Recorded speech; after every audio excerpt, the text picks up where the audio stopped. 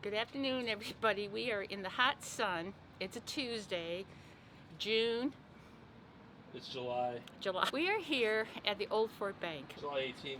July 18th. It's about almost 2 o'clock. This bank here used to be the State Theater.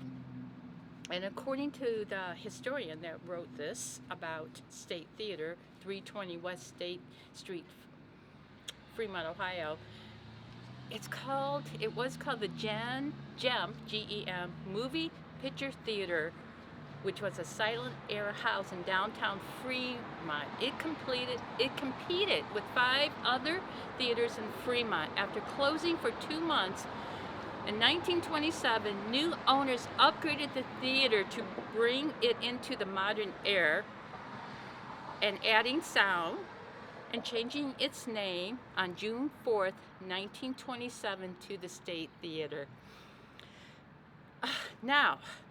So originally it was just a silent era house, which means silent movies. It closed for 2 months. It was sold, we had new owners, and the GEM Theater went to the State Theater. It was renamed. Now, the State Theater, when it was converted to sound, by then, half the theaters folded in downtown Fremont, so it didn't have a lot of competition at that time. The Shrine Circuit bought one of the remaining competitors, and it closed that. When Public opened the Paramount Theater in November 1931, which is, by the way, still there, down on Front Street, it would buy out the Shrine Circuit remaining theater. But the State Theater finally faded after a double feature showing A Navy Blue and Gold and Crashing Hollywood, February the 5th, 1938. After being converted to retail space, right here, the formal GEM Theater and State Theater was demolished in February of 1999. So I have a feeling, I'm not sure what was here from 1931 to 1999, but apparently it says it was demolished. There was retail before that.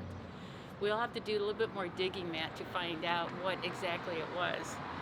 But whatever was still remaining of it, it was demolished. And Old Fort, in February 1999, took over. Actually, that's when the bank actually, I believe, opened up. So you can imagine that this area has had plenty of history and more to come.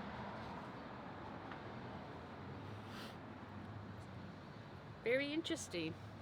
What's even more interesting to me is that Fremont did have plenty of opera houses and then silent movie houses, movie theaters that were silent, and then they went to talkies, but so many of them closed. I think the late 20s, early 30s. Very few of them actually made it into the mid-30s.